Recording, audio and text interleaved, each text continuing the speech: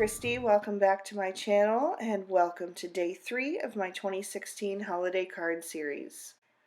Today I'm going to be using this super cute mini set from Lawn Fawn called Winter Unicorn, as well as a couple snowflakes from Making Frosty Friends and the Bow Bunny Altitude Collection 6x6. I'm just putting a scratch piece of post-it paper down to protect my work surface so that I can lay out my Copic caps for you to see which colors I'm using.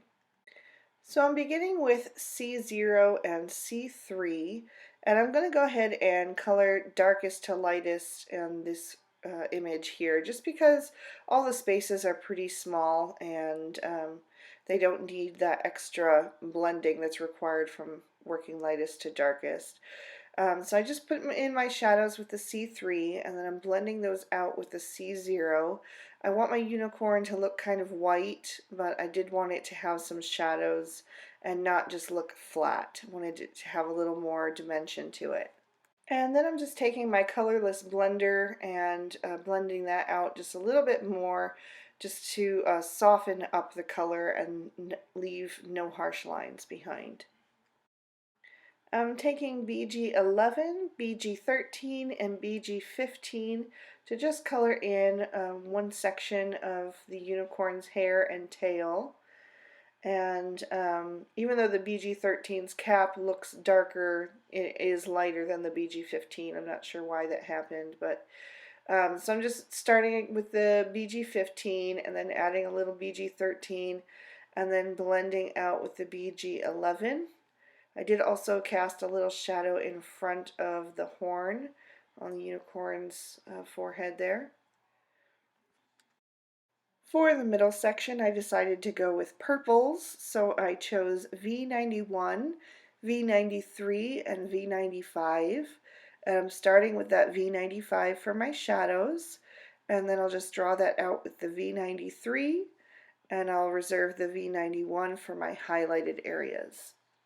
And I felt like that got blended out too much, so I grabbed my darkest two shades and just added a little bit of that back in to create the depth that I'm looking for. And I carried that purple down into the section behind the unicorn's ear, and at this point is where I realized that I just wasn't achieving the dimension that I wanted, so I decided to add in one more dark color, and that's the V99.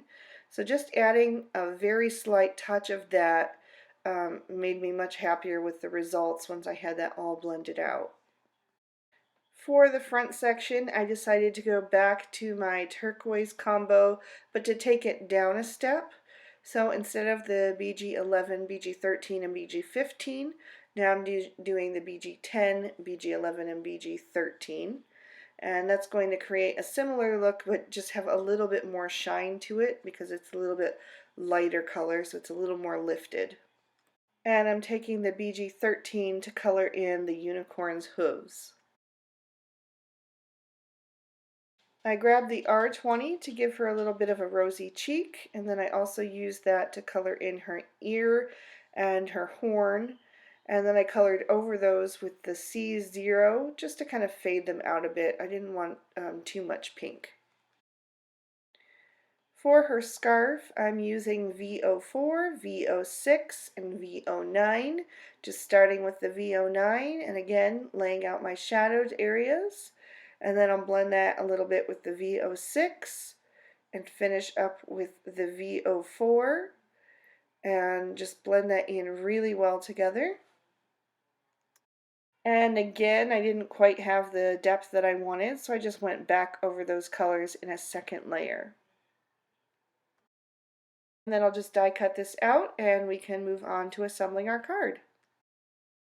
So I'm attempting something more of a clean and simple card today, which is not typically my style, but I wanted to give it a try. And so I'm using a sentiment from the Lawn Fawn Merry Messages stamp set, and I'm inking that up in some juice box ink. And using the unicorn as a placeholder, I'm just going to stamp that sentiment right underneath her. It says, "Have a magical holiday season," which I thought went well with this image.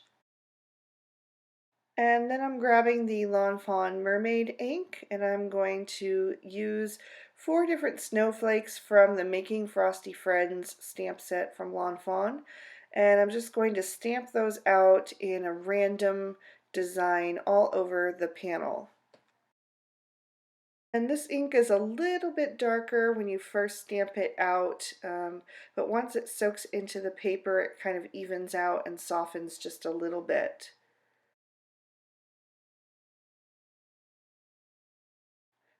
I decided to go ahead and pop my little unicorn up on foam tape. I just felt like she really needed the dimension to separate her from the snowflakes a little bit. And now I'm going to add some extra foam tape to the back of my panel here. And then I'll just set that aside while I work on my card base.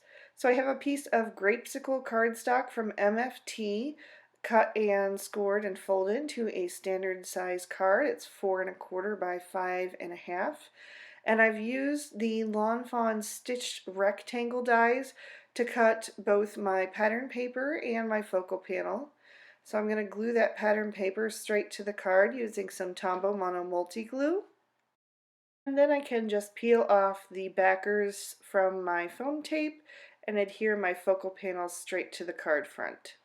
So now I'm grabbing some sequins from Pretty Pink Posh. These are the sparkling clear 4 and 6 millimeter sequins. And I'm taking a little bit of my Ranger Multimedia Matte and my Pick Me Up tool, and I'm just going to scatter a few of these across the front of the card from the top left corner to the bottom right corner. And because, as with Christmas cards or unicorn cards, you can never have enough sparkle, I'm going to add some Stickles glitter glue to her horn and her scarf, and a little bit to her mane and tail. I don't want to cover up the whole thing, but I do want to add it as an accent. And then I'm also going to dab a little bit on her hooves. And that is going to complete our card for today. I hope you guys really enjoyed. Thank you so much for watching. If you're interested in seeing last year's card number 3, it's on screen. You can just go ahead and click the little video clip and it'll take you right to it. Thank you guys so much, and I'll see you next time. Bye-bye.